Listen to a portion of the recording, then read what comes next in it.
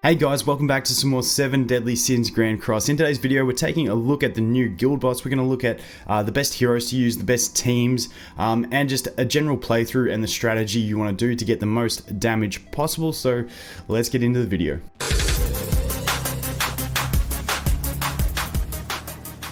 Okay, so to jump to the guild boss, you're just going to go to Knighthood here on the right hand side. Knighthood headquarters. You do have to complete chapter 6 to unlock guilds, so once you do that you can jump into the guilds. As you level up your guild, you're going to unlock the guild boss. Now you can hit the little button down the bottom here, or you can just walk over here and do it. Now the strategy for this guild boss is going to be, if we jump into it, it's going to be a points system. No, I don't want to eat my PvP food anymore, thank you very much. So it is going to be a point system, meaning you do as many points as you can in the battle. The way you can check what points you need to get is basically down here. It like has some special ones. Clear with a demon hero, so that's Meliodas. It's only 10 points, so don't stress about it, because the optimal team doesn't really use Meliodas anyway. Clear with a team of combat class 90,000 or higher. A lot of people are going to have that now, which is really handy. And use rank 2 skills 3 times, which you should be able to get to in this battle. It then goes through all the other ones if you hit that thing there, all the different points you can get. And then down the bottom, the red one is going to be the more important ones. So additional points proportional to the number of surviving heroes, additional points proportional to the remaining HP, additional points proportional to the team's combat class, and then this one's the big one, additional points proportional to the great damage dealt against the enemy.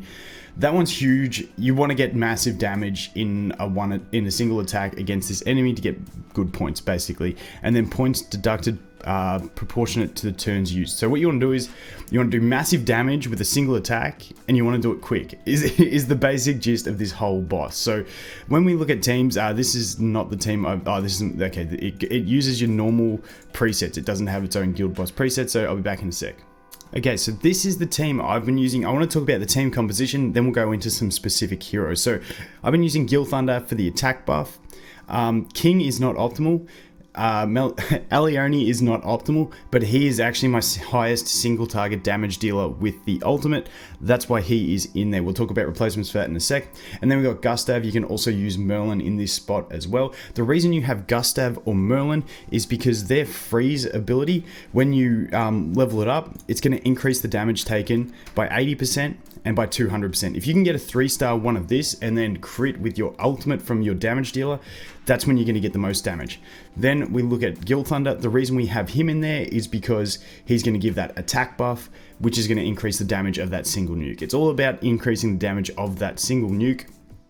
Then we also have King in here. He's just in there because I don't have anything else to put in there. If I had like a Helbram to buff attack related stats, that would be fantastic, and I would slap him in there, just get that damage. Now the boss is a red boss, but you know, you just got to use the best heroes you can to do the best damage. But yeah, a second buffer in this spot of King is going to be optimal to get as much damage out of that ultimate as you can. So the basic way you want to do it is just keep throwing away cards, build up the ultimate on your damage dealer, and then try and stall and get upgraded levels of the buffs, and especially the freeze debuff. And that's all there is. Once you've got them upgraded and this ultimate ready, pop the buffs, pop the freeze, and then use your ultimate and do as much damage as you can. Another decent option for this King spot is going to be the Green Elizabeth, who we'll jump over now and talk about heroes. Okay, so this Green Elizabeth, you may have her built for the Grey Demon, which if you do, you can throw her in there at the moment. But if you do have the Helbram built as well for the Grey Demon, use Helbram and Gil Thunder. That's just optimal. But her, basically, because her passive gives her ult gauge at the start, and then she uses her ultimate and gives everyone else ult gauge, you can build up her ult quick and then boost the ult gauge of your teammates as well. Just a quick cheesy option to get it in there quicker, and also because she heals, she's going to have everyone at full health, which does give a little bit extra points for having more health on your heroes. So she is an option. Once again, it's if you don't have the optimal heroes, but the ones we talked about is going to be Helbram. So he's really nice because of his buff that increases attack related stats, and then you can get 20, 30 depending on what level you get that up to. So he's really optimal. Then we look at the damage dealer. Now there's two real options for damage dealer at the moment on global. You have the blue Liz Hawk. Basically she's blue, so she's got the advantage over it.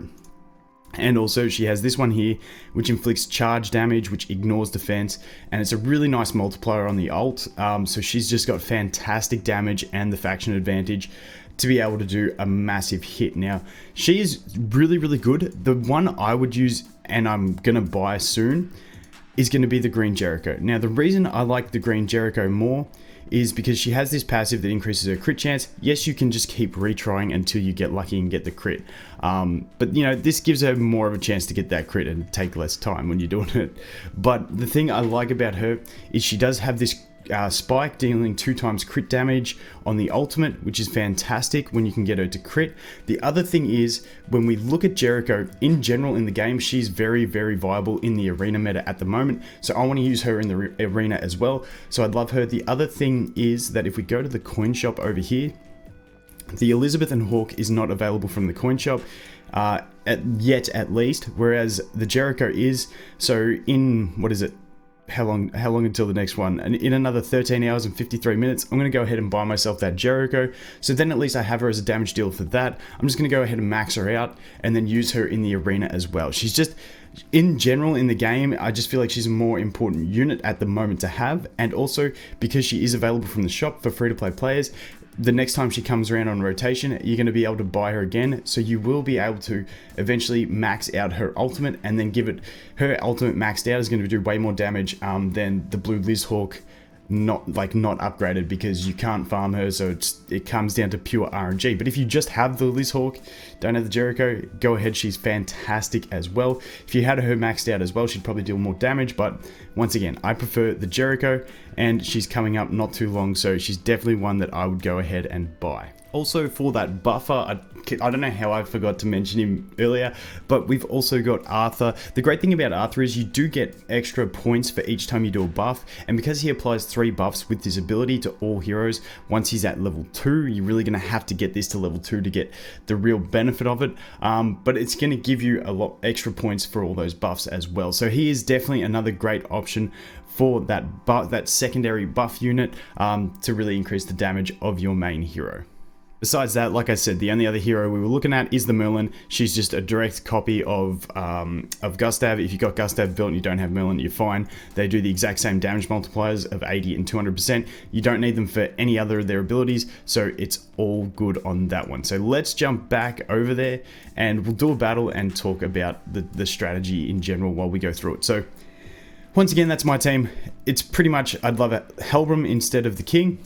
And then I'd like a Jericho instead of my Alioni. Don't judge me. And also, the last thing quickly for gear, you want to put your best attack set on your damage dealer, your Jericho, your blue Lizhawk, your Alioni in this case. And then you want to put your second best attack gear on the unit that is their, there you go, that's their relationship. So I'll get my second best set of gear over here on the Meliodas. Man, Alioni and Meliodas, I hate trying to say they're both their names and I get tongue-tied.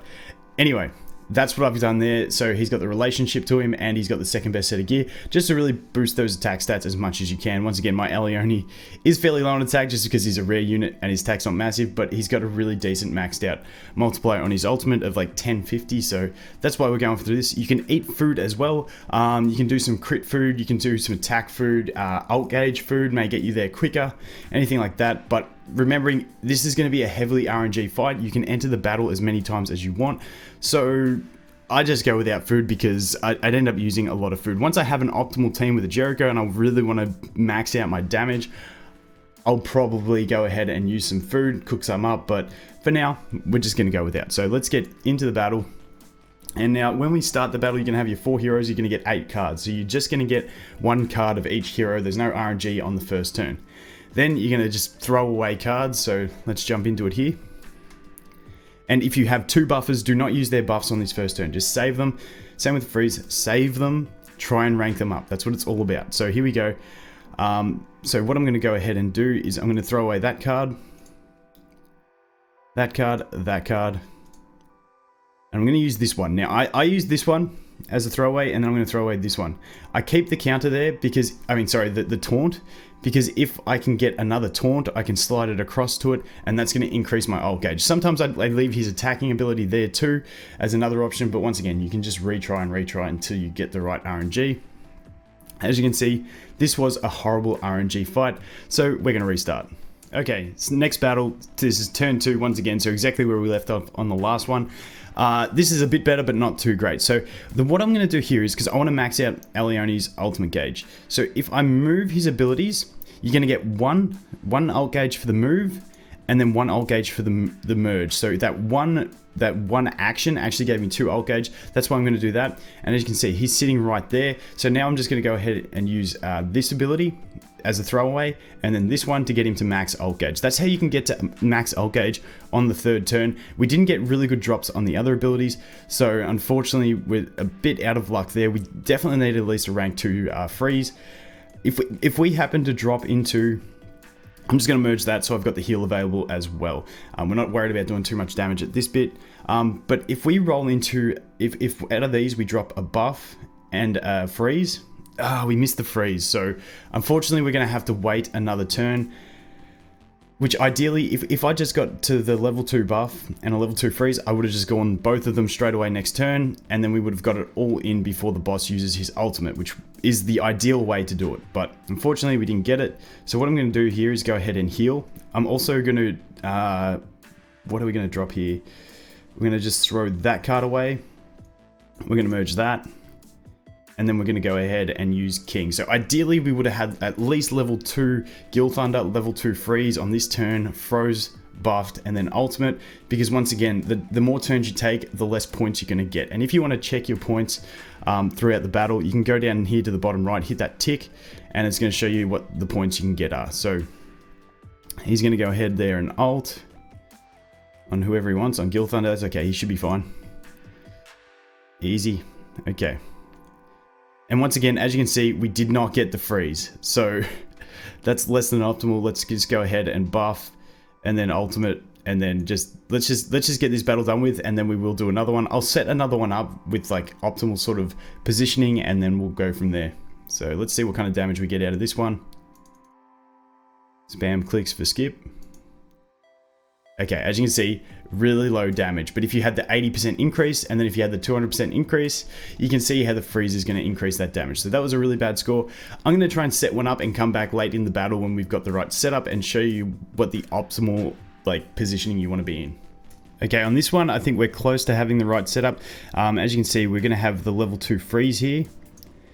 We've got the level 2 Gil Thunder buff. If the next turn we drop an extra Gil Thunder buff, that would be fantastic, because then we could go to level 3. So what I'm going to do here is, this may seem a little bit weird, but I really want to ult next turn. So I'm going to move Merlin's attack to get 1 ult gauge. I'm going to use it to get another ult gauge, and then I'm going to heal up with my king, and hopefully we can survive and get to the next turn. So the boss is going to ult on him, but my Aleone, he's got his defense up.